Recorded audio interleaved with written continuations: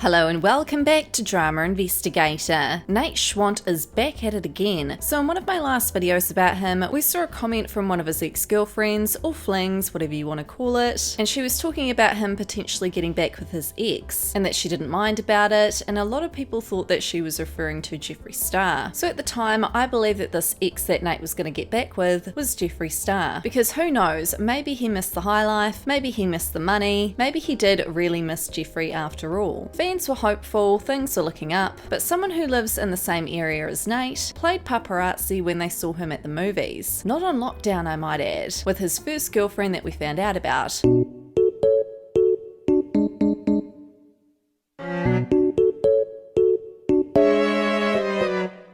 So that's kind of awkward, but I think a lot more people are going to be worried about the fact that Nate was going out and about instead of self-isolating, to be honest. Jeffree Star, on the other hand, seems to be taking all the right precautions lately, like an unproblematic queen. Jeffree Star at the moment is not dating, obviously he's self-isolating, and I know the states have different laws, so he's on lockdown in California, but I'm pretty sure most places are advising people to stay home and not go on dates to the movies. So everyone has been questioning whether or not Nate would be suing Jeffree, because there was a lot of evidence that had led people to believe this. Nate was dating Jeffree for 5 years, living under the same roof, and although a lot of people are like, they weren't married, it didn't count, it kinda does, because if you've been together for a long amount of time, without signing a prenup, living under the same roof, in most places a court of law would treat this like a married couple, and when they split, their assets would be split 50-50. Now Jeffree hasn't mentioned anything about this, nor has he mentioned much about Nate, probably in fear of getting sued, as he had stated in his updated house tour video. But something interesting to point out is that Jeffree said in his breakup video that the Michigan house he had bought for Nate and Nate's family isn't going anywhere, and Nate's parents are still living in it. He also had stated in Trisha's podcast that they had invested in a marriage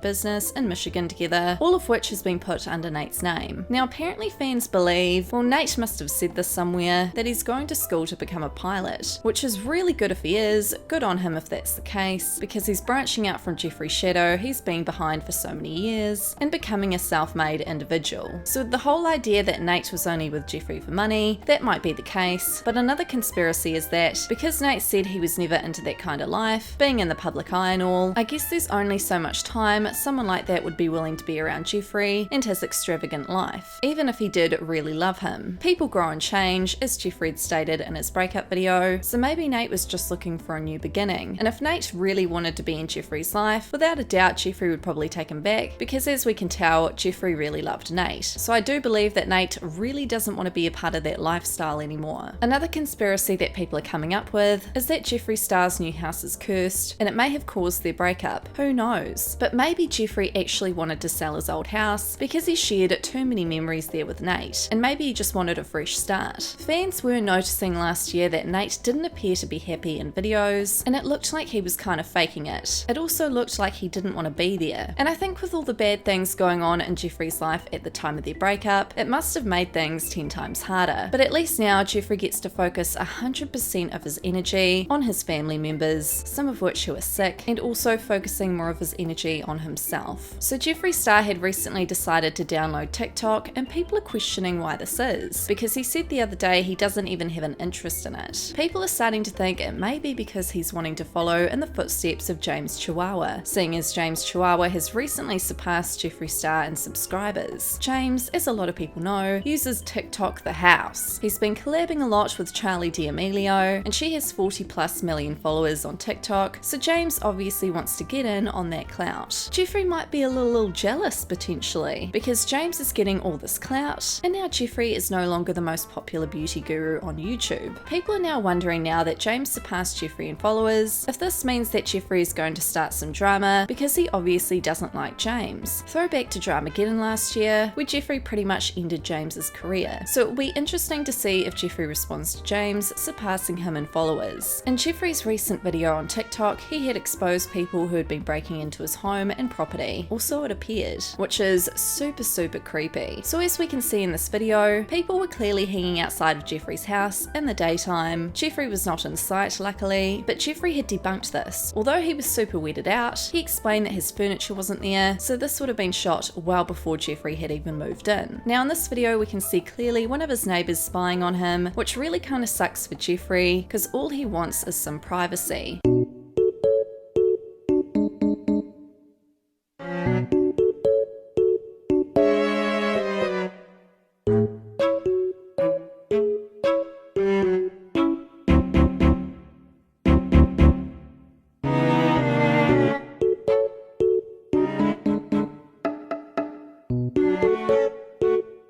It turns out Jeffree exposed that he'd confronted his neighbour's dad, and the neighbour's dad yelled at the dude for doing this, and the dude had apologised. Still, it was super weird, but he obviously did it for the clout, because I mean look, it even grabbed Jeffree's attention. Jeffree lives in a gated community, so luckily he doesn't have to deal too much with people rocking up to his property, at least not anymore like when he first moved in, and people were sneaking in and taking pics of his house. Jeffree also has a security guard, and the security guard definitely doesn't look like someone you want to F with. So Jeffree is safe, people, don't worry. So Jeffree has been kind of staying out of the drama lately. Oh no, wait, that's right, I forgot. He's been busy arguing with 10-year-olds on Twitter. You heard me right, arguing with a 10-year-old. Now listen, love Jeffree so much, but bro, like you need to stop. This is unacceptable. Stay that unproblematic queen that you are at the moment. Mason Disick, the eldest Kardashian child, had recently live streamed behind his mum's back because she had actually deactivated his Instagram.